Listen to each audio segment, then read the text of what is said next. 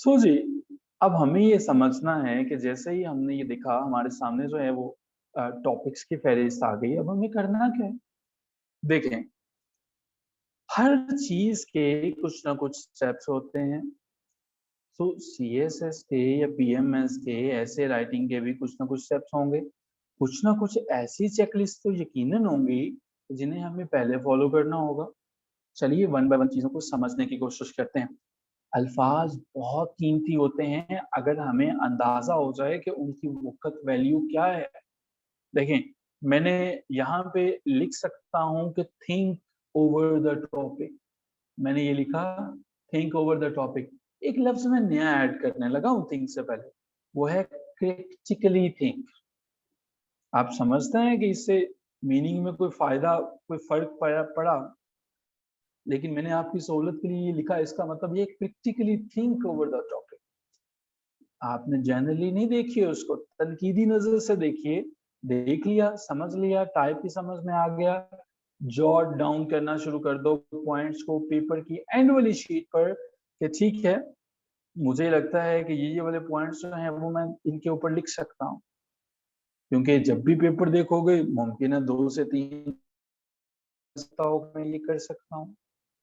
अब जहाँ पे वो पॉइंट्स लिख लिए, इन पे मैक्सिमम इस एक्टिविटी पे टाइम जो है वो 10 से 15 मिनट स्पेंड होगा आपका टोटल। आप पॉइंट्स लिख लिए जी, मुझे एक टॉपिक मिल गया आर्गुमेंटेटिव में से, मुझे लगा कि जी ये अच्छा है, मैंने पॉइंट्स लिख लिए। अब ये जो पॉइंट्स हैं आपको सीएसएस पे पीएमएस पेपर में अपनी आउटलाइंस भी तो बनानी होती हैं। अब जो आउटलाइंस आपने बनानी है उसी तरह से जरा इन पॉइंट्स को ऑर्गेनाइज करने की कोशिश करो वेरियस सेगमेंट्स के अंदर। जरा देखो कि आप इनको ऑर्गेनाइज कर सकते हो। अब आप अगर ऑर्गेनाइज कर सकते हो तो वहीं जरा रफली सा जल्दी से सुइटेबल हेडिंग दे के देखो कि क्या इनको हेडिंग्स दे सकते हो। फिर आपको पता चल जाएगा कि आप कितनी आउटलाइंस बना सकते हो इस ऐसे की, तो आपके पास कितना मटेरियल है। लेकिन ये रफ एक्टिविटी होनी चाहिए, इसमें नीट नहीं होना चाहिए कि आप जो है इस पर टाइम वेस्ट करो। ठीक है जी, मेरे पास पॉइंट्स भी काफ़ी हो गए, यहाँ तक भी क्लियर है। अब इन पॉइंट्स को तीसरे स्टेप के अंदर एक सीक्वेंस के अंदर पुट करना शुरू कर दीजिए। सीक्वेंस के अंदर जो है वो इनके सेगमेंट्स को पुट करना शुरू कर दीजिए, सीक्वेंस सेगमेंट्स। लेकिन एक चीज़ यहाँ पे आप ख़्याल रखोगे कि ऑर्डर होगा लॉजिकल ऑर्डर। और अब ये लॉजिकल ऑर्डर इस तरह से कि आपने पता होना चाहिए कि मुझे एक आउटलाइन बनानी है।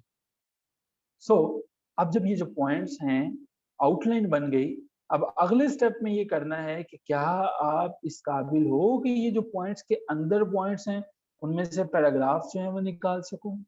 अगर पैराग्राफ तो मतलब ये है कि अब आपको सब हेडिंग्स जो है वो उसके अंदर चलना है।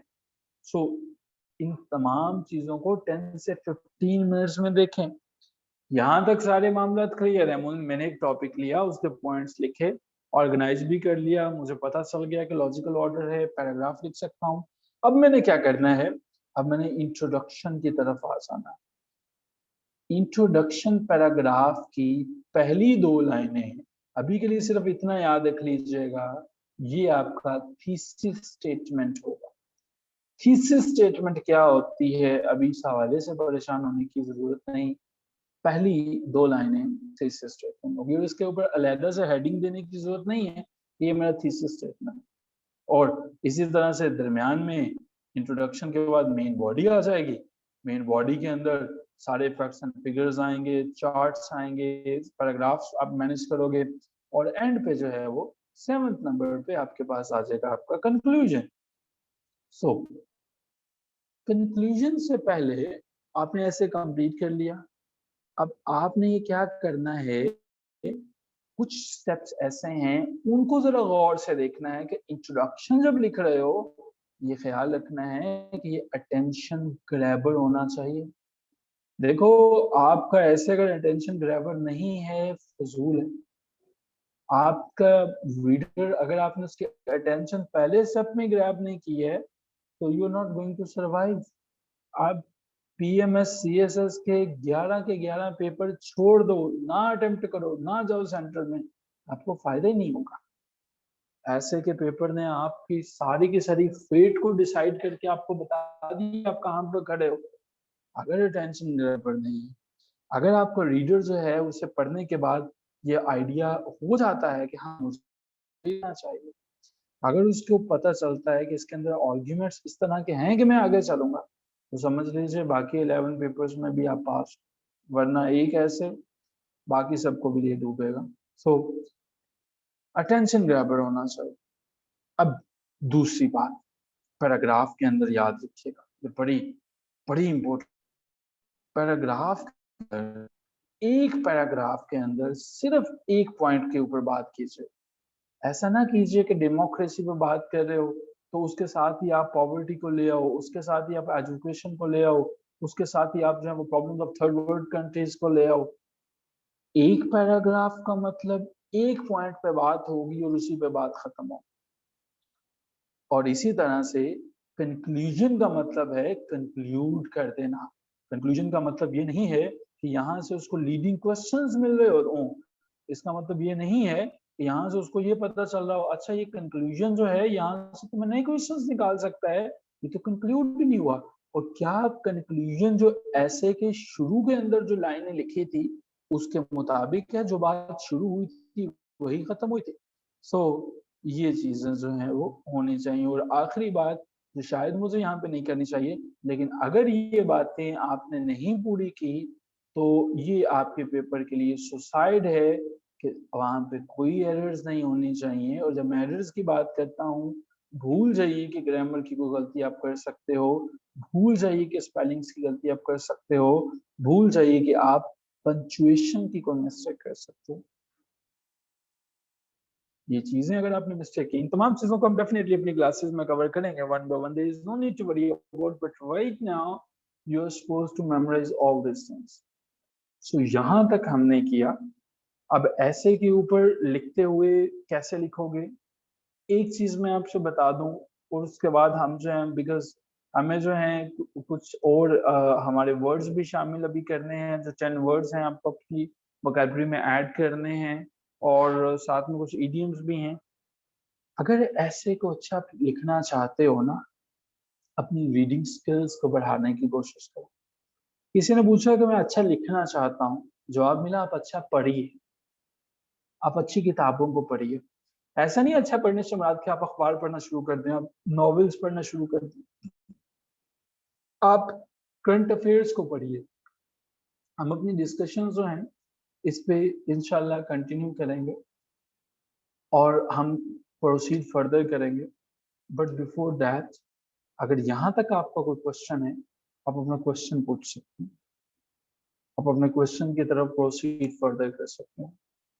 We have 12 minutes more. अगर आपको कोई क्वेश्चन नहीं होगा तो हम एक असाइनमेंट की तरफ बढ़ेंगे जो आप करेंगे। पहली चीज, पहली असाइनमेंट अपनी नोट कर लीजिएगा। फर्स्ट असाइनमेंट ये है कि आप जो हैं मंडे को ये सबमिट करवाएंगे। आप फॉर्मेट जानते हैं कि आपने इसको कैम स्कैनर के साथ स्कैन करना है, और इसको जो है आप व्हाट्सएप पे अपने ग्रुप के अंदर जो है वो शेयर कर सकते हैं। नईम साहब, आप पेपर शेयर करेंगे ग्रुप के अंदर जो है PMS 2019 के पेपर जो है आपके साथ शेयर किया जाएगा ऐसे का। उस ऐसे के पेपर में से टाइप्स को आइडेंटिफाई करना है कि कौन सी टाइप का आपको जो है वो ऐसे लगता है। क्या इसमें पहला जो टॉपिक वहां पे पेपर में दिया है आर्गुमेंटेटिव है, क्या डिस्क्रिप्टिव है, क्या रिफ्लेक्टिव है, एक्सपोजिटरी है, ये आपने करना है। ठीक है, पहली असाइनमेंट आपकी ये है कि उनकी टाइप्स को आइडेंटिफाई करना है। नईम साहब, आप इसे काइंडली शेयर कर दीजिएगा। दूसरी असाइनमेंट आपकी क्या है वो हम इस पर बात करते हैं। हमारी असाइनमेंट्स वही होंगी जो हमने क्लास में डिस्कस किया। अच्छा जी, दूसरे नंबर पे हमारे पास हम पास्ट पेपर के इडियम्स को करने की कोशिश करेंगे। जिस तरह से आज हम जो है वो CSS के पेपर 1988 से ऑनवर्ड्स करेंगे। अच्छा, ये जो सारे के सारे इडियम्स हैं ये सॉल्व्ड, आप जानते हैं कि आपके जो ग्रुप की डिस्क्रिप्शन है वहां पे लिंक है आपकी ड्राइव का, उसके अंदर ये सारे के सारे इडियम्स प्लस डेली बेसिस पे MOCC के प्लेटफॉर्म से 30 एक्सपेक्टेड क्वेश्चन जो हैं वो भी अपलोड कर दिए जाते हैं करंट अफेयर वाले पोर्शन में, वहां पे आप ढूंढेंगे आपको मिल जाएंगे। ऐसे की मुनासबत से बताना चाह रहा हूँ कि आप जो है ये 30 क्वेश्चंस डेली याद कर लीजिए। सीएसएस के पेपर में 120 मार्क्स के एमसीक्यूज होते हैं। आपके ये 120 मार्क्स कहीं नहीं जाएंगे अगर आप ये रोजाना 30 क्वेश्चन जो है वो करना शुरू करते हैं। सो इनको एक्सप्लेन मैं करूंगा, जुमलों में इस्तेमाल आप खुद करेंगे, बता मैं दूंगा, आपको समझ में आ जाएगा और जुमला भी मैं यहाँ पे बता दूंगा, बट आप दिस डेफिनेटली इनको जो है वो इनको अपने वर्ड्स में यूज करेंगे। एज कूल एज कौन है, just give me a second.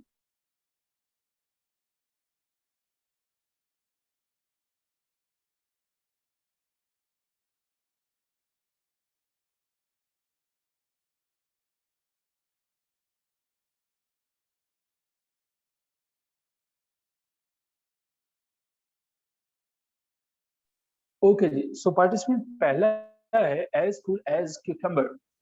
Cucumber ऐसी सिचुएशन, एक ऐसा पर्सन जो बिल्कुल परेशान ही नहीं होता है, ठीक है, वरी अबाउट एनीथिंग, जिसको कोई परेशान, वो हमारे पास होता है as cool as cucumber. Mamnoon Hussain, अच्छा वाह, नहीं सब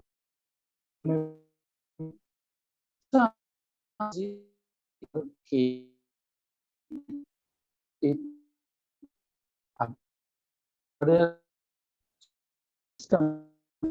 हर चीज आपके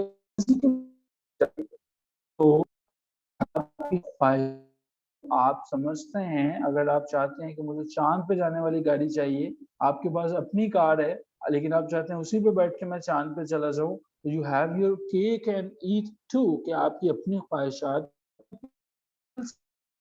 सो आप अपनी मर्जी, प्रॉब्लम्स उनको जो है वो आप खुद से डील कर सकते हो। ओके जी, तीसरा इडियम हमारे पास जो आप असाइनमेंट के तौर पे करोगे, इन a pickle. In a pickle का क्या मतलब होता है? पिकल आप समझते हैं, तो if you are in a pickle you are in trouble, आप मेस के अंदर हैं। सो आप have a doubt, take a cake.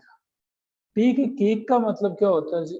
Cake का मतलब ये होता है कि जब आप मोस्ट आउटस्टैंडिंग हो जाते हैं, बेस्ट बन जाते हैं,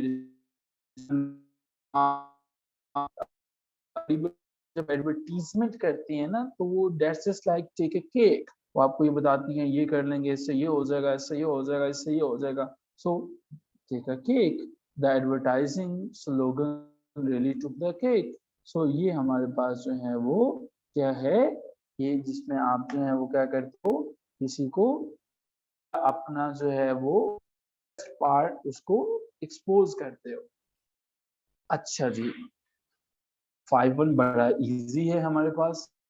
सेल लाइक हॉट केक्स, वो क्या होता है? हॉट केक्स, इसका मतलब है कि कोई चीज जो है वो बड़ी पॉपुलर है और बड़ी जल्दी सेल हो जाती है, ठीक है। As flat as a pancake. As flat as a pancake का मतलब क्या होता है कि जिसके अंदर जो है आपको एक ऐसा person, when there is no need to worry about. So pancake वैसे कहते किसको है? आपने कभी पैनकेक देखा है किसी ने? How many of you have seen the pancake? जी, पैनकेक देखा है किसी ने या बिल्कुल नहीं देखा है? कभी आपको एक्सपीरियंस नहीं हुआ पैनकेक का? हम्म, ठीक है, सारा साहबा ने जो है वो इसको देखा हुआ है, ठीक है। So pancake as flat as a pancake, वो बिल्कुल फ्लैट होता है, ठीक है, बिल्कुल फ्लैट होता है। तो ऐसी चीज जो कि बिल्कुल फ्लैट होती है वो आपके पास, आप उसे कहते हैं as flat as a pancake. अच्छा जी, 7th नंबर पे हमारे पास क्या है? Take something with a grain of salt. अच्छा जी, इसका क्या मतलब होता है? जब जो है आप किसी चीज को कबूल, लेकिन आपको उसमें शक होता है कि अच्छा ये जो कहानी सुना रहे हैं ना ये सही कहानी नहीं है, ठीक है, इसके अंदर कोई ना कोई मसला है। अच्छा जी, 8 में हमारे पास है like two peas in a pot. Like two peas इनका क्या मतलब होता है? जो चीजें आइडेंटिकल होती हैं, जैसे आजकल जो है वो हमारे पास जो है ब्लूटूथ या ईयरबड्स होते हैं, they are like peas in. हमारे पास जो है वो हमारे पास क्या है जी? Account for. अकाउंट फॉर का क्या मतलब होता है? जिसमें आप जो है वो अकाउंट फॉर का क्या मतलब है? जवाबदेह होना किसी चीज को, जो आप किसी चीज का रिस्पॉन्सिबल होना, एक्सप्लेन करना, वो फॉर कैरी वेट।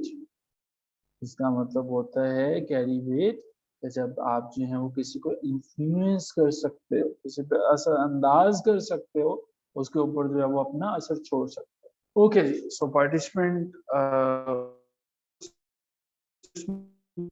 हम कर रहे हैं क्वेश्चन, आप अपना क्वेश्चन अपनी से।